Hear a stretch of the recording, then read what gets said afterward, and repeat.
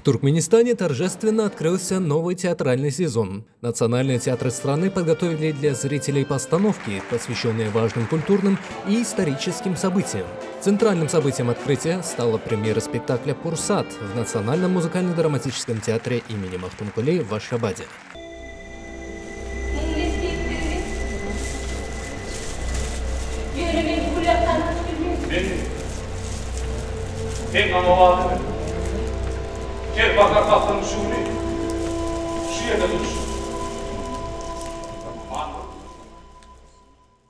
Новая постановка «Пурсат» основана на поэтических произведениях и биографических трудах о Махтумкуле. Через сценическое воплощение раскрываются философские взгляды поэта и их непереходящее значение в разные исторические эпохи. Зрители смогли увидеть, как идеи Махтумкулы находят отклик и в современной жизни, укрепляя национальную идентичность и духовные ценности. Особое внимание спектакль уделяет темам культуры как объединяющей силы и важности преемственности поколений. Таким образом, «Пурсат» стал не только художественным произведением, но и своеобразным мостом между прошлым и будущим. Туркменские театры в этом году готовят богатую программу. Постановки по классическим произведениям, новые пьесы современных авторов, концерты и фестивали. В центре внимания – развитие национального искусства и популяризация духовного наследия, которое объединяет народ.